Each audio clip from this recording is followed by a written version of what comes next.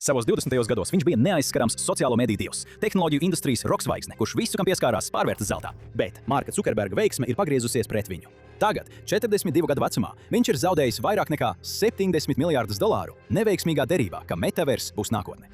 Viņš ir sabojājis savu reputāciju ar arvien pretrunīgākiem personīgiem darījumiem, un tagad platformas, kas uzbūvē viņa bagātību, slīkst mākslīgā intelekta radīta bezjēdzīga satura nerimstošā pieplūdumā. Uz papīra viņš ir tikpat veiksmīgs kā jebkad. Ar $1,6 triljonu tirgus kapitalizāciju uzņēmumam Meta Platforms Inc. uz 2025. gada beigām. Taču zeme viņam nemanot brūk zem kājām. Problēma ir, viņš varētu paņemt līdzi visu internetu, kādu mēs to pazīstam.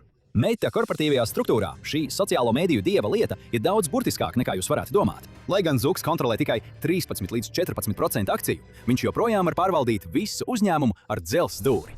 Un tas viss ir pateicoties ģeniālajam divu klašu akciju mehānismam, kas būtībā ir pirmās un otrās klases akcionāru sadalījums. Vienas klases akciju sistēmā viena akcija ir viena balss. Tam, kam pieder visvairāk, ir nesamērīga kontrole pār uzņēmumu. Bet divu klašu akciju sistēmā dažām akcijām ir lielāks balstiesības svars nekā citām, un Meta gadījumā nesamērīgi daudz šo pastiprināto akciju atrodas tieši Zuka – 13 līdz 14% īpašumā. Tas ir tāpēc, ka viņam ir B klases akcijas, kas rezervētas dibinātājiem un iekšējā loka cilvēkiem, un katra no tām var dot līdz pat 10 vai vairāk balsīm, salīdzinot ar A klases akcijām, kas tiek pārdotas parastajiem investoriem biržā. Viņam pieder 60% balstiesību uzņēmumā, pateicoties viņa B klases akciju krājumam. Pārējās balsis ir tik ļoti atšķaidītas, ka neviena cita persona vai organizācija nekad nevarētu cerēt viņam uzlikt veto. Īpaši ņemot vērā, ka tev vajag vismaz 1% vairākumu, lai novirzītu balsojumu sev par labu. Pat uzņēmuma divi lielākie institucionālie akcionāri, Vanguard Group un BlackRock, katrs pieder tikai apmēram 7,5%. Lielākā daļa no tām ir daudz vājākās A klases akcijas. Šiem privātā kapitāla pasaules karaļiem joprojām nāks pakļauties visvarenajam Zukerbergam, atrodoties Meta teritorijā. Tātad, ko Zukerbergs dara ar visu šo absolūto kontroli pār savu nozarē dominējošo uzņēmumu? Viņš pārvērš uzņēmumu par laboratoriju, dažiem no riskantākajiem, korporatīvajiem un tehnoloģiskiem eksperimentiem, kādus pasauli jebkad ir pieredzējusi. Tostarp par pilnīgu katastrofu, kas ir Metaverse. Tā bija pavisam jauna virtuālā realitāte, kurā mēs darītu visu, no iepirkšanās līdz socializēšanai un darbam, izmantojot austiņus un digitālos avatarus. Zukerbergam bija pamats būt pārliecinātam, bet šī nebija pirmā reize, kad kāda liela Facebook iniciatīva izraisīja katastrofālas un plašas sekas visam internetam.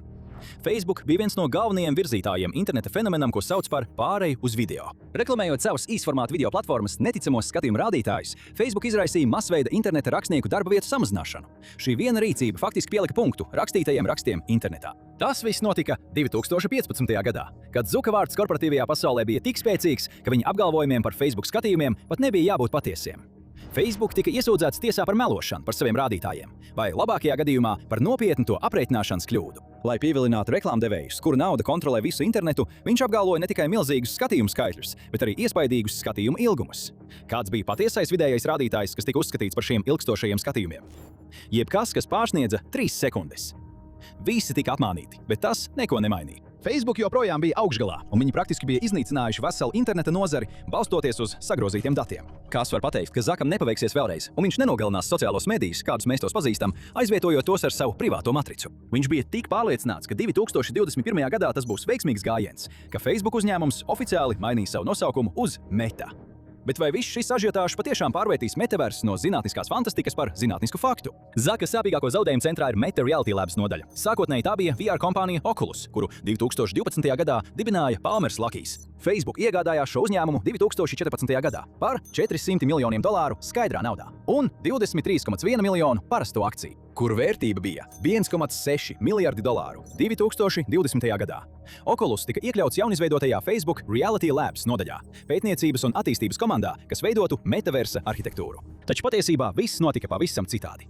Lai gan precīzie skaitļi atšķiras atkarībā no grāmatvedības, lielākā daļa avotu piekrīt, ka Reality Labs kopš dibināšanas nācās norīt vismaz nežēlīgus $73 miljardus zaudējumos. Tie ir miljardi, nevis miljoni. 2025. gada beigās Zaks beidzot saprata, cik lielās nepatikšanās viņš ir, un samazināja Metaverse finansējumu par 30%, lai novirzītu līdzekļus ienesīgākiem projektiem. Ar 500 miljardu lietotāju mēnesī visās savās lietotnēs un platformās – Facebook, Instagram, WhatsApp un citur – Zaks varēja pamatoti domāt, ka viņam tas izdosies. Nav svarīgi, ka lielākajai daļai cilvēku augstas klases VR ir nepieejami, dārgs, un tas ir šķērslis plašai ieviešanai. Un arī nebija svarīgi, ka viņu Metaverse platformas Meta Horizon Worlds grafika izskatījās apmēram 10 līdz 15 gadus atpalikusi no pašreizējiem standartiem. Kad tas tika izlaists, nevienam no avatāru tēliem nebija kāju. Bet tas nebija svarīgi. Tehnoloģija industrijā bieži lietotais moto ir rīkojies ātri un lauz visu. Tas gandrīz jau ir kļuvis par klišeju. Cilvēks, kurš šo frāzi izgudroja, patiesībā bija Marks Cukerbergs pats. Tas ir veids, kā pateikt, meties iekšā un par sakām domā vēlāk. Tieši šāda domāšana ļāva Reality Labs komandai turpināt darbu, neskatoties uz visiem pierādījumiem, kas liecināja, ka viņu uzdevums ilgtermiņā ir pilnīgi bezjēdzīgs. Pēļņas vietā mēģinājums izveidot metaversu radīja neskaitāmus izsmejošus mēmus. Salīdzinājumi ar iepriekšējām tehnoloģijām, par kurām visi apgalvoja, ka tās mainīs pasauli, NFT un blokķēdi, bija ļoti izplatīti. Ironija Markam Cukerbergam pazemojošajā metaversa neveiksmē ir tāda, ka daļēji metaverss pastāv jau gadiem ilgi. Tie joprojām veiksmīgi darbojas arī mūsdienās, tādās vietās kā Second Life, VR Chat, MMORPG spēlēs kā World of Warcraft un pat Fortnite, kad tas nav kaujas režīmā. Galu galā Facebook ieradās par vēlu un zaudēja miljardus, pārkāpjot labas uzņēmējdarbības pamatnoteikumu. Veido tikai tādus produktus, kas patiešām apmierina tavu klientu vajadzības. Un patiesībā nepietiekami daudz cilvēku vēlas valkāt VR brilles, lai atzīmētos darbā vai dotos uz banku. Ir gandrīz grūti noticēt, bet 2004. gadā, kad tas tika dibināts, mērķis bija padarīt Facebook stilīgu. Tas sākās Amerikas universitāšu pilsētiņās, pirms parādījās citur, balstoties tikai uz FOMO, bailēm palaist garām. Visi, kas skaitījās, tika mudināts pievienoties, lai nepaliktu ārpus draugu loka. Šī metode darbojās lieliski, un 2012. gadā vietne sasniedza vairāk nekā miljardu lietotāju. Pat vēl 2024. gadā. Tā ir patiesi iespaidīgs 98% zīmola atpazīstamības rādītājs. Taču aina kļūst daudz mazāk rožaina, ja paskatās uz statistiku par Z-paudzes pārstāvjiem. 17% no vispārējās populācijas saka, ka viņiem patīk Facebook, un viņi plāno turpināt lietot šo produktu. Taču šie rādītāji Z-paudzei ir tikai 3%. Facebook vairs nav aizraujoša platforma, un 45% Z-paudzes lietotāju saka, ka viņi to galvenokārt izmanto tikai, lai uzturētu kontaktus ar radiniekiem. Brandview Media atklāja, ka 2023. gadā 3 no 4 Z-paudzes lietotājiem būtu gatavi atteikties no tā. Ko tas nozīmē meta nākotnē? Tas ir nedaudz sarežģītāk nekā jūs domājat. Z-paudze kopumā attālinās no sociālajiem tīkliem, un visvairāk cieši tādi vecie milži kā Facebook. Bet kur viņi visi dodas? Z-paudze vairs nav bērni. Daudz no viņiem jau ir savos 20. un alfa paudze pamazām kļūst par visienesīgāko tirgu. Sociālo tīklu karaļi Z un alfa paudzei, protams, ir TikTok un Instagram, kam ir 38% auditorijas lietošanas rādītājs. Tā tad izskatās, ka jaunākās paaudzes izsprūk no vienas Marka Cukerberga rokas un nonāk otrā. Taču ilgtermiņā tendences šķiet darbojas pret meta produktiem, jo alfa paudze lielākoties dod priekšroku video platformām kā TikTok un YouTube. Saskaņā ar Axios datiem, sociālo mediju izdegšana noved pie tā, ka Z-paudzes pārstāvji arvien biežāk bloķē lietotnes un iegādājas vienkāršus telefonus, kas viņiem nesniedz piekļuvi lietotnēm. Vai tā pati sociālo mediju pasaule, ko izgudroja Facebook, varētu kļūt par vidi, kas galu galā izspiež viņu pašu lietotāju bāzi? Taču ar tādu uzņēmēju, kurš dibinājis vairākus uzņēmumus kā Marks Cukerbergs, pat atsvešinot savu bijušo galveno auditoriju un piedzīvojot gandrīz $100 miljardu zaudējumus, tas ir tikai šķērslis.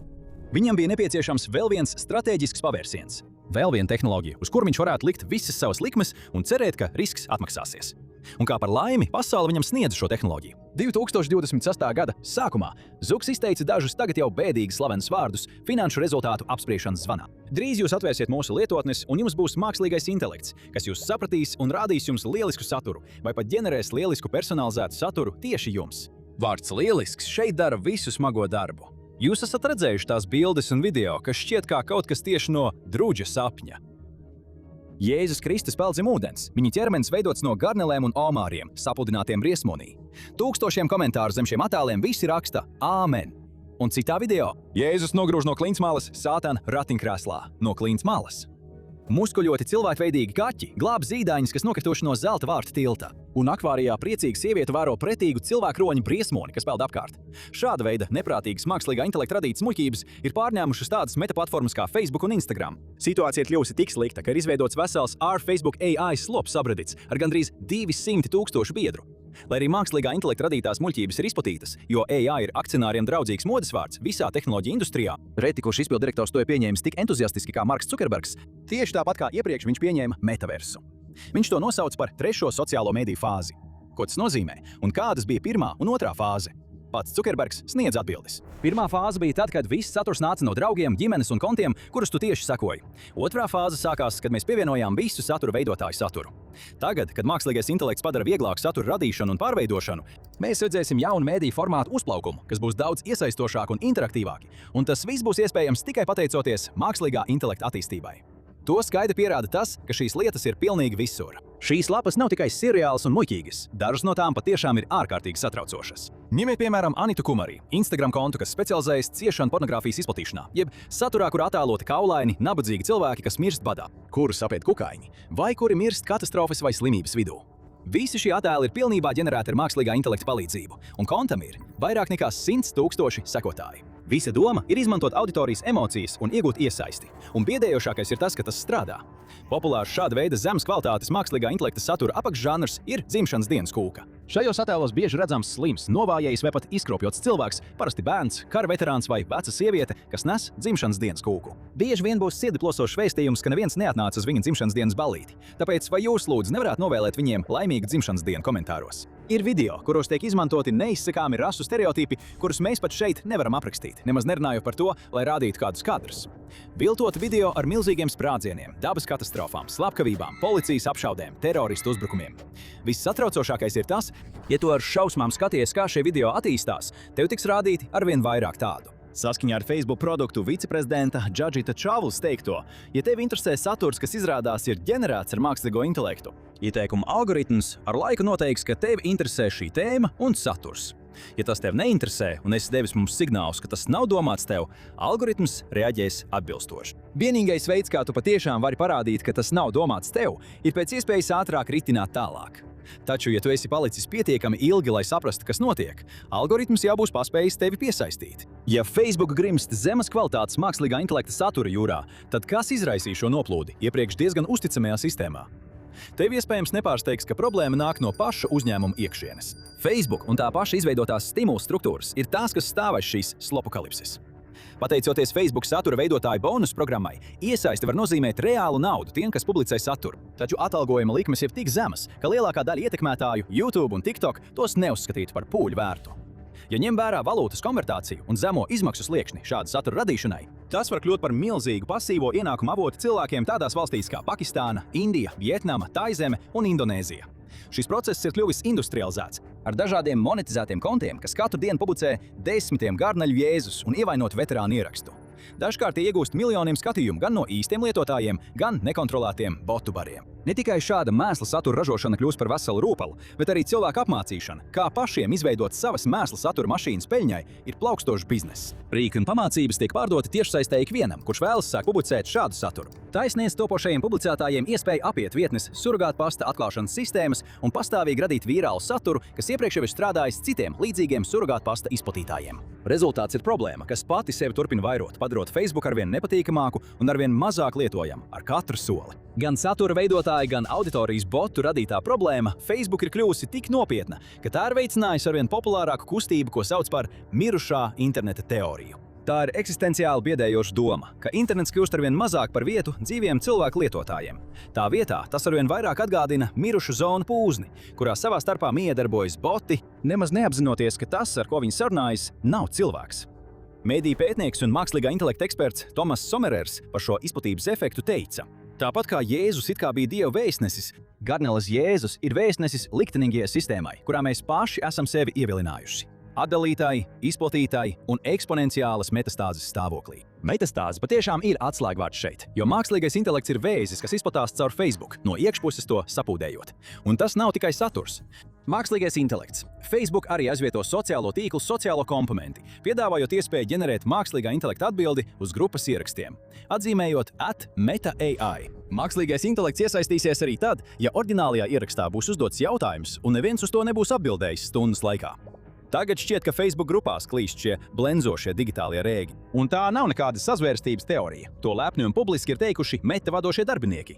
Connors Hayes, Meta ģeneratīvā mākslīgā intelekta produktu viceprezidents, sacīja: mēs sagaidām, ka šie mākslīgā intelekta konti laika gaitā pastāvēs mūsu platformās līdzīgi kā lietotāju konti. Tiem būs apraksti un profilu bildes, un tie spēs ģenerēt un dalīties ar saturu, ko radīs mākslīgais intelekts šajā platformā. Tas viss sākās jau 2023. gada beigās ar slavenību mākslīgā intelekta tērzēšanas robotiem, tostarp Snoop Dogu un Mr. Beastu. Un visiem tas absolūti nepatika. Tik tālu, ka 2024. gada jūlijā Facebook atteicās no oficiāli licencētiem slavenību tērzēšanas robotiem un tā vietā atvēra mākslīgā intelekta studiju, kur lietotāji varēja veidot savus tērzēšanas robotus. Un arī tas ātri izgāja no kontrolas. Neskatoties uz to, ka Facebook uzstāja uz stingru savu tērzēšanas robotu moderēšanu, lietotāja veidotie tērzēšanas roboti bija tikpat dīvaini un draudīgi kā tas bezjēdzīgais saturs, kas sāk parādīties. Boti tika nosaukti par Adolfu Hitleru, Jēzu Kristu un, protams, Taylor Swiftu. Pirms Facebook un Instagram moderācijas komandas tos izņēma, ja jūs uzrakstījāt ziņu Taylorai Swiftai, uzrakstot Taylor Swifta, lai apietu ierobežojumus, viņa vispirms atbildēja: Sveiki, mūzikas cienītāji! Es esmu Taylor Swifta un esmu sajūsmā dalīties ar jums savā jaunākajā albumā. Sāksim šo muzikālo ceļojumu. Viņi apmainījās ar vairāk nekā 2000 dažādām ziņām ar lietotājiem, pirms tika izņemta. Jēzus gadījums bija vēl kliedzošāks, sakot: Miers ar jums! Es esmu Jēzus Kristus, Dieva dēls! Kā es varu jūs šodien vadīt jūsu ceļā? Taču šie ir ļoti nelieli skaiti, salīdzinot ar dažiem no visbiežāk izmantotajiem mākslīgiem intelektiem Facebook. Daži no populārākajiem lietotnes popularitātes virsotnē 2025. gada sākumā bija Astrologer AI, kas tajā gada janvārī varēja lepoties ar vairāk nekā 6 miljoniem ziņas cilvēkiem. Otrs populārākais bija Stepsis Sara, kurai bija ap 2 miljoniem. Meta turpina radīt un pēc tam nekavējoties atsaukt savus mākslīgā intelekta rīkus pēc milzīgas patērētāju pretestības. Vēl viens augsta līmeņa incidents notika 2026. gada jūlijā, kad Meta publicēja savu Muse Image rīku, jaunu ģeneratīvā mākslīgā intelekta funkciju, kas cita starpā ļautu lietotājiem izmantot un mainīt Facebook un Instagram lietotāju fotosaturu. Citiem vārdiem sakot, ja kāds vēlētos izmantot jūsu profila attēlu vai jūsu kāzu paziņojumu fotogrāfijas, jūsu atvaļinājuma bildes vai piemiņas ierakstu par radinieku, lai izveidotu savu mākslīgā intelekta ģenerēto saturu, Muse Image ļaut viņiem to izdarīt bez jebkādiem šķēršļiem. Galu galā tas vairs nav jūsu saturs. Jūs to ievietojāt Meta platformā, tāpēc tas pieder Meta.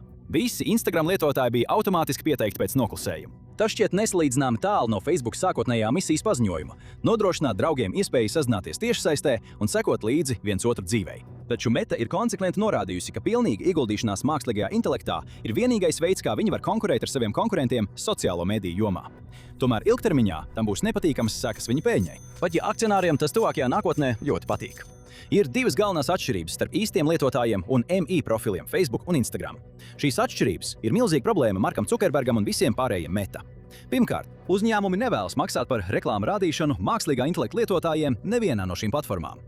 Otrkārt, nevienam uzņēmumam nebūs intereses iegādāties mākslīgā intelekta lietotāju personīgos datus, arī nevienā no šīm vietnēm. Tā kā mākslīgā intelekta lietotāju skaits sāk pārsniegt cilvēku skaitu, jūs redzat, kā Facebook biznesa modelis sabrūk kā māja, kur no iekšpuses apēduši termīti. Un problēma šķiet tikpat liela no iekšpuses kā no ārpuses. Noplūdes no Meta jaunās lietišķā mākslīgā intelekta nodaļas liecina, ka tur strādājošie darbinieki jūtas pilnīgi nelaimīgi, un viņi nesaskata lielākus iegūmus no sava darba. Citāti ietver: tas ir burtiski gulaks, un tev pēkšņi vairs nav nekādas jēgas dzīvē. Tu gandrīz ar nevienu nesazinies, un tev vienkārši katru nedēļu šie uzdevumi. Ir grūti pat izteikt, cik daudz naudas Meta iegulda mākslīgā intelekta izstrādē. Tikai 2026. gadā vien tiek prognozēts, ka uz AI kapitāla ieguldījumiem tiks iztērēti no 125 miljardiem līdz 145 miljardiem dolāru. Tas ir par 88% vairāk nekā 2025. gadā, pat rēķinot no abu skaitļu viduspunkta. Un tas ir vairāk nekā puse no Zuka 231 miljardus dolāru tīrās vērtības.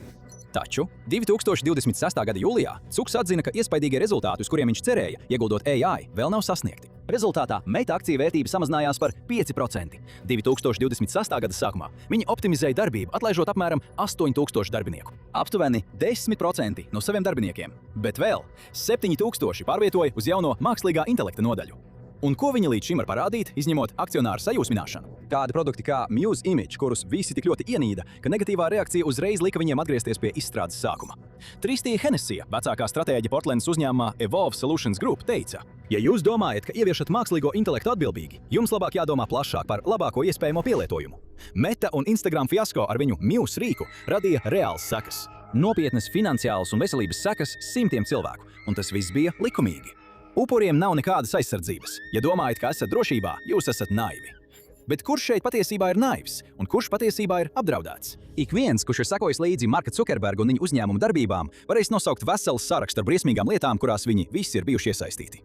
Viena no mazāk nopietnējām lietām – zinot, ka Instagram ir šausmīgi ietekmi uz pusauģu lietotāju garīgo veselību, Facebook 2012. gadā veica psiholoģiskus testus ar 700 000 dalībnieku, kuri tam nebija devuši piekrišanu. Viņiem tika arī uzlikts vairāk nekā 5 miljardu dolāru sods no Federālās tirdzniecības komisijas par lietotāju privātuma pārkāpumiem. Un, ja runājam par nopietnākām lietām, tas kļūst vēl daudz tumšāks. 2020. gadā Sofija Džana, bijusī Facebook datu zinātniece, atklāja uzņēmuma pārkāpumus, ļaujot ārvalstu pilsoņiem iejaukties vēlēšanās, manipulējot ar datiem platformā. Tas atbilstu Facebook pašas lomai iejaukšanās valsts iekšējās vēlēšanās. Uzņēmums bija iesaistīts Cambridge Analytica skandālā, kurā tika izmantoti milzīgi Facebook lietotāju datu apjomi, lai veidotu manipulatīvas politiskās reklāmas kampaņas. Un tā atteikšanās pārbaudīt faktus politiķu ievietotajos ierakstos platformā vēlēšanu sezonā. Lai gan tas nobāva salīdzinājumā ar vissliktāko, ko Facebook jebkad ir izdarījis – naida kurināšana, kas noveda pie rohinģu slaktiņa Mjanmā. Burtiski mūsdienu genocīds. Kā kaut kas tāds vispār varēja notikt? Daļa no tā ir paslēpta pašā Facebook kodā. Platforma vēlas jūs noturēt pēc iespējas ilgāk, tāpēc saturs, kas izraisa iesaisti, tiek izcelts. Pat ja šis saturs aicina uz vajātas minoritātes asins izliešanu un kalpo kā iegansts šausminošai vardarbībai. Taču Amnesty International atrastie pierādījumi liecina, ka patiesība varētu būt vēl sliktāka nekā bezatbildīgais amorālais kods. Facebook vairāk kārt tika brīdināts par naidu, ko tas kurina, un neko nedarīja. Visticamāk baidoties, ka tas ietekmēs viņu peļņu. Viņi atteicās pieņemt darbā vietējos satura moderatorus, kuri varētu pamanīt un ierobežot nekontrolēto naida runu. Un kad 2017. gadā notika slaktiņš, vairāk nekā 700 000 rohinģu bija spiesti bēgt no patiesi murgainas vardarbības. Pāds De Bruins, Amnesty International mākslīgā intelekta un cilvēktiesību pētnieks un padomnieks sacīja: šie algoritmi patiešām ir bīstami mūsu cilvēktiesībām. Tas, kas notika ar rohinģiem un Facebook loma šajā konkrētajā konfliktā, var atkārtoties daudzos dažādos kontekstos visā pasaulē. Uzņēmums ir parādījis pilnīgu nevēlēšanos vai nespēju atrisināt savu cilvēktiesību ietekmes pamatcēloņus. Markam Zukerbergam uz rokām ir asins, bet neskatoties uz virkni neveiksmīgu lēmumu pagātnē, viņa bagātība šķiet tikai pieaugama. Bet vai šī būs pēdējais piliens? Kamēr Zukerbergs turpina dubultot likmes uz to, ko viņš uzskata par nākamo lielo lietu, vai mēs tuvojamies dienai, kad viņš patiešām bankrotēs? Vēlies uzzināt vairāk par dažiem no Amerikas kaitinošākajiem bagātniekiem? Tad noskaties, kāpēc Ilons Masks un Marks Zukerbergs viens otru neieradz, vai arī skaties šo.